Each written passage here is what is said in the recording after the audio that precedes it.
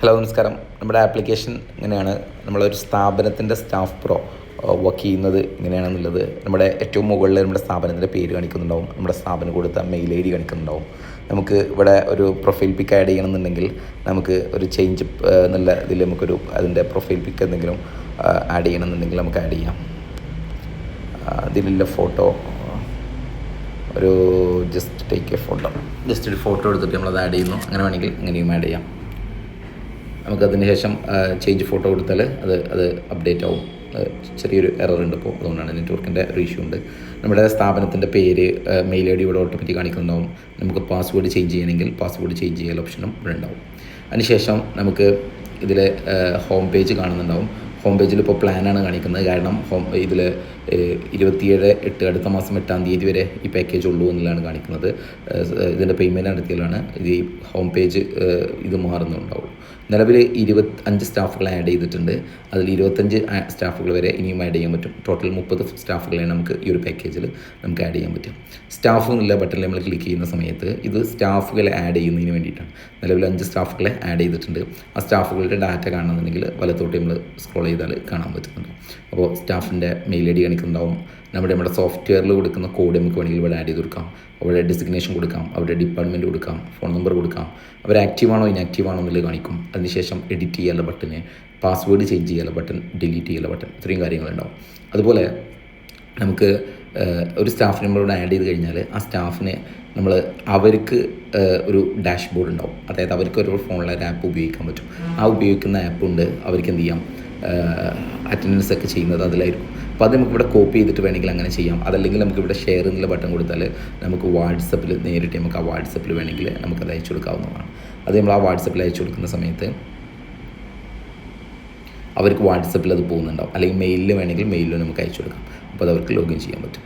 മനസ്സിലായോ? ഇതാണ് സ്റ്റാഫുകൾ നമുക്ക് ഇങ്ങനെയാണ് കാണുക.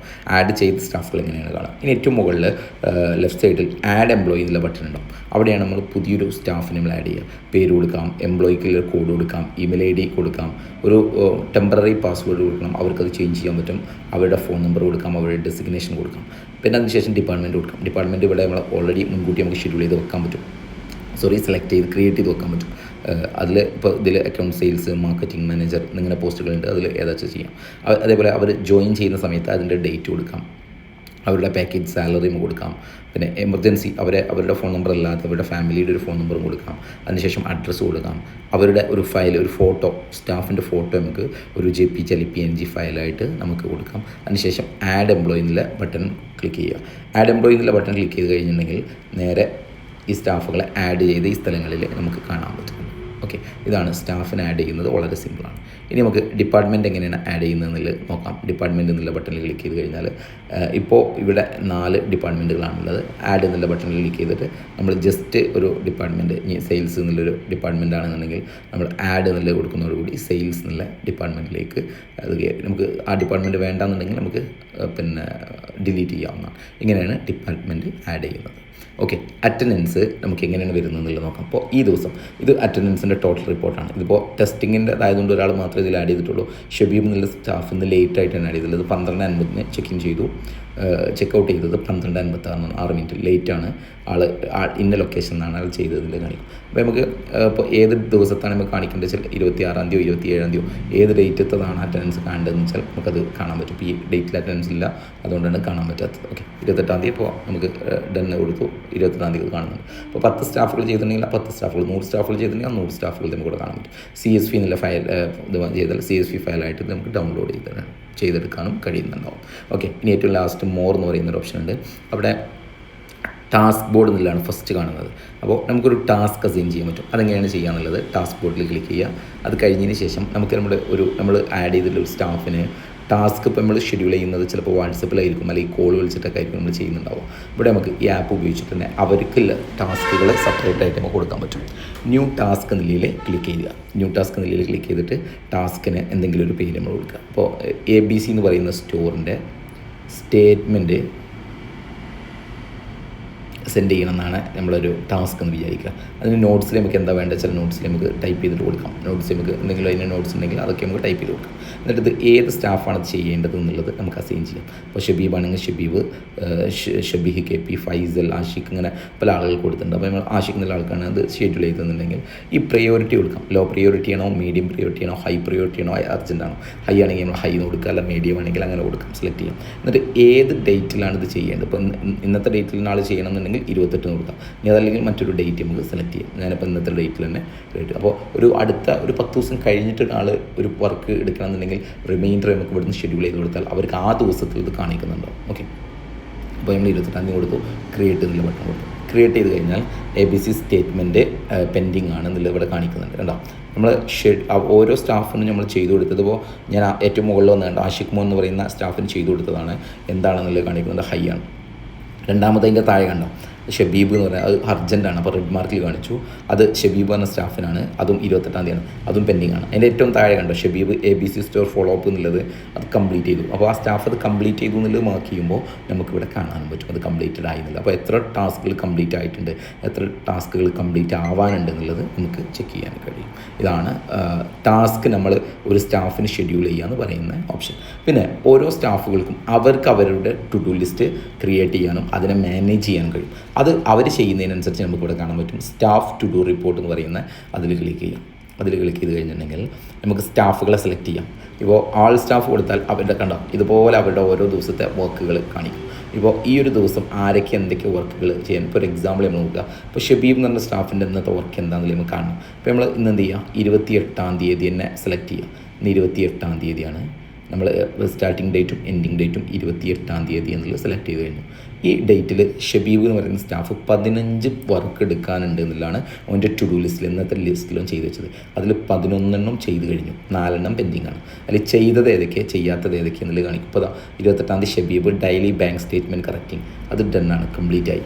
കണ്ടോ, അതെല്ലാം കംപ്ലീറ്റ് ആയി. ഇനി പെൻഡിങ്ങിൽ Godrej statement, balance correcting, credit checking, vehicle loan statement, trade receivable നമുക്കും അവർക്കും കാണാൻ കഴിയും.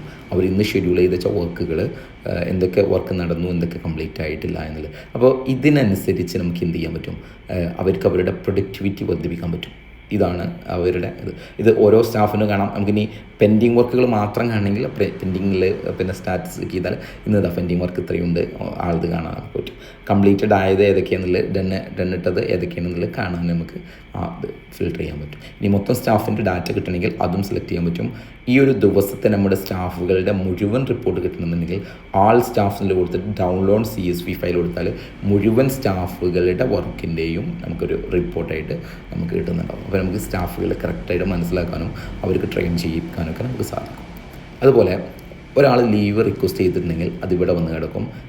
ഇതിപ്പോൾ ഷബീബ് എന്ന് പറയുന്ന ആൾ ലീവ് റിക്വസ്റ്റ് ചെയ്തു, നമ്മൾ റിജക്റ്റ് ചെയ്തു. നമുക്കത് അപ്രൂവ് ചെയ്യാം, റിജക്റ്റ് ചെയ്യാം. ഇവിടെ അപ്രൂവ് ബട്ടൺ ഉണ്ടാവും, അപ്രൂവ് ചെയ്യാം. ഇത് റിജക്റ്റ് ചെയ്തതായതുകൊണ്ടാണ് റിജക്റ്റ് എന്നുള്ളത് കാണിക്കുന്നത്. ഇപ്പോൾ ഒരാളും റിക്വസ്റ്റ് ഇട്ടിട്ടില്ല, ഇത് ഓൾറെഡി റിക്വസ്റ്റ് കഴിഞ്ഞതാണ്, അതുകൊണ്ടാണ് അത് സ്റ്റാറ്റസ് കംപ്ലീറ്റഡ് ആയി, നമ്മൾ റിജക്റ്റ് ചെയ്തു എന്നുള്ളത് കാണിക്കുന്നത്. ഓക്കെ, അപ്പോൾ സ്റ്റാഫിൻ്റെ ലീവ് കറക്റ്റായിട്ട് നമുക്ക് മാനേജ് ചെയ്യാൻ പറ്റും. റിപ്പോർട്ട് എന്നുള്ള ഓപ്ഷനിൽ കയറി കഴിഞ്ഞാൽ മൊത്തം റിപ്പോർട്ട് കാണാൻ പറ്റും. നമ്മുടെ ആൾ സ്റ്റാഫ് ഇപ്പോൾ ഏതെങ്കിലും ഒരു സ്റ്റാഫിൻ്റെ ആണെന്നുണ്ടെങ്കിൽ ഷബീബ് എന്ന സ്റ്റാഫിൻ്റെ ആണെങ്കിൽ ഇന്ന് എത്ര റെക്കോർഡുണ്ട്, ഇന്ന് പ്രസൻറ്റ് ആണോ, ലേറ്റ് ആണോ, ആബ്സെൻ്റ് ആണോ എന്നുള്ളത് കറക്റ്റായിട്ട് കാണിക്കാൻ പറ്റും. പ്രീ സ്റ്റാഫ് ഡീറ്റെയിൽ റിപ്പോർട്ടായിട്ട് നമുക്ക് അവരിത് കാണാൻ പറ്റും. ഓരോ സ്റ്റാഫിൻ്റെത് നമുക്ക് ടച്ച് ചെയ്ത് നോക്കിയാൽ നമുക്ക് ആ സ്റ്റാഫിൻ്റെത് സെപ്പറേറ്റ് ആയിട്ട് നമുക്ക് കാണാൻ പറ്റും, അനലൈസ് ചെയ്യാൻ പറ്റും. അത് പിന്നെ 7 ഡേയ്സിൻ്റെ റിപ്പോർട്ട് കാണാൻ പറ്റും, 14 ഡേയ്സിൻ്റെ കാണാൻ പറ്റും. അല്ല നമുക്ക് മാനുവലായിട്ടൊരു പിന്നെ ഡേറ്റ് ഫിക്സ് ചെയ്തിട്ട് അതിലും കാണാൻ പറ്റും. അത് PDF ആക്കാം, Excel ആക്കാം. നമുക്ക് ഇതിനെ വെച്ചിട്ട് അവരുടെ വർക്കിനെ അനലൈസ് ചെയ്യാനും നമുക്ക് കഴിയും. ഒരു എക്സാമ്പിൾ പറയാം, നമുക്ക് ഒന്ന് ട്രൈ ചെയ്ത് നോക്കാം. റിപ്പോർട്ട് എന്നുള്ള ഓപ്ഷനിൽ കയറി റിപ്പോർട്ടിൽ കയറിയിട്ട് ഷബീബ് എന്ന് പറഞ്ഞ സ്റ്റാഫിൻ്റെ ഒരു റിപ്പോർട്ട് നമ്മളെടുത്തു. ആ റിപ്പോർട്ട് എടുക്കുന്നത് അറ്റൻഡൻസ്, ഇന്നത്തെ അറ്റൻഡൻസ് ടാസ്ക് ഇതാണ്. നമ്മൾ ജസ്റ്റ് അനലൈസ് എന്നുള്ള ബട്ടൺ കൊടുത്തു കഴിഞ്ഞാൽ എന്താണ് സംഭവിക്കുന്നത് നമുക്ക് നോക്കാം. റിപ്പോർട്ട് ജനറേറ്റ് ആവുന്നുണ്ട്, ഒന്ന് വെയിറ്റ് ചെയ്യാം.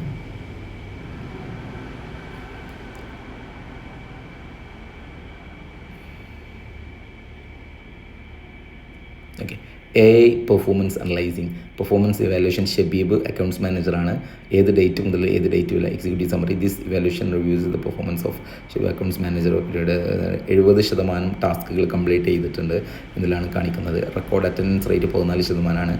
കുറഞ്ഞ ദിവസത്തെ റേറ്റ് ഉള്ളൂ. അപ്പോൾ നമുക്ക് ഏകദേശം ഒരു ഡാറ്റ അത് ചെയ്യാൻ പറ്റും. എത്ര മണിക്കൂർ വർക്ക് ചെയ്തു, അതിൻ്റെ കാര്യങ്ങൾ, കംപ്ലീറ്റഡ്, പെൻഡിങ് എന്തൊക്കെയാണ്, സ്റ്റേറ്റ്മെൻറ്റ് ABC സ്റ്റോറിൻ്റെ പെൻഡിങ് ആണ്. മൊത്തത്തിലൊരു ആളുടെ കുറിച്ചൊരു ഡാറ്റ നമുക്ക് കറക്റ്റായിട്ട് നമുക്ക് വായിച്ചു നോക്കിയാൽ അതിൻ്റെ ഒരു വ്യക്തമായ ഡാറ്റ കിട്ടും. അപ്പോൾ അതിനനുസരിച്ച് നമുക്ക് ബാക്കിയുള്ള കാര്യങ്ങൾ ഓരോ സ്റ്റാഫുകളെയും നമുക്ക് അനലൈസ് ചെയ്യാൻ പറ്റും. നമുക്ക് അതിൻ്റെ PDF എടുക്കണമെന്നുണ്ടെങ്കിൽ നമുക്കത് PDF-ലേക്ക് എക്സലിലേക്കോ PDF-ലേക്കോ ഇത് ചെയ്യാൻ പറ്റും. കണ്ടോ, ഒരു PDF ഷബീബിൻ്റെ വർക്ക് റിപ്പോർട്ട് കറക്റ്റായിട്ട് എത്ര ദിവസം അറ്റൻഡൻസ് ഉണ്ട്, എത്ര ലീവ് ഉണ്ട്, ഈ ദിവസത്തെ മൂപ്പരെ ടാസ്കുകൾ എന്തൊക്കെയായിരുന്നു, ആളുടെ ടാസ്കുകൾ എന്തായിരുന്നു കംപ്ലീറ്റഡ് അല്ലാത്തത്, AI വെച്ചിട്ടുള്ള അനലൈസിങ് എന്താണ്, ഈ കാര്യങ്ങളൊക്കെ നമുക്ക് എന്ത് ചെയ്യാൻ പറ്റും, ഒന്ന് ചെക്ക് ചെയ്യാൻ പറ്റും.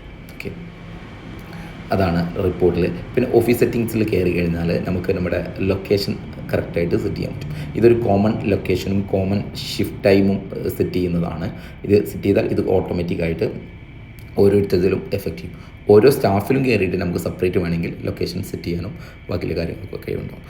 ഇത് നമ്മുടെ ബില്ലിങ്ങിൻ്റെ ഓപ്ഷനാണ്. ഇനിയിപ്പോൾ ഒരു സ്റ്റാഫിൻ്റെ നേരത്തെ പറഞ്ഞല്ലോ, സ്റ്റാഫ് എന്നുള്ള ബട്ടണിൽ ക്ലിക്ക് ചെയ്ത് കഴിഞ്ഞാൽ ഒരു സ്റ്റാഫിൽ നമുക്ക് ഇപ്പോൾ ആഷിഖ് എന്ന് പറയുന്ന സ്റ്റാഫിൽ നമുക്ക് എന്ത് എഡിറ്റ് ചെയ്യണമെങ്കിലും ഈ ബട്ടണിൽ ക്ലിക്ക് ചെയ്ത് കഴിഞ്ഞാൽ നമുക്ക് എഡിറ്റ് ചെയ്യാവുന്നതാണ്. ഈ എഡിറ്റ് ചെയ്യുന്ന സമയത്ത് അറ്റൻഡൻസ് ലൊക്കേഷൻ അവർക്ക് സെലക്ട് ചെയ്ത് കൊടുത്താൽ, നമ്മൾ യൂസ് മൈ കറണ്ട് ലൊക്കേഷൻ എന്ന് കൊടുത്താൽ ഈ ലൊക്കേഷനിലെ ആൾക്ക് എന്ത് ചെയ്യാൻ പറ്റുള്ളൂ, അറ്റൻഡൻസ് മാർക്ക് ചെയ്യാൻ പറ്റുള്ളൂ. അതല്ല ഇത് സെറ്റ് ചെയ്തില്ല എന്നുണ്ടെങ്കിൽ ഏത് ലൊക്കേഷനിലും ചെയ്യാൻ പറ്റും. മനസ്സിലായോ? ഇപ്പോൾ ഒരു ഓഫീസുണ്ട്, ആ ഓഫീസിൽ വന്നതിന് ശേഷം അവർ സെൽഫി എടുക്കാൻ പാടുള്ളൂ എന്നുണ്ടെങ്കിൽ നമുക്ക് അങ്ങനെ സെറ്റ് ചെയ്യാൻ കഴിയും.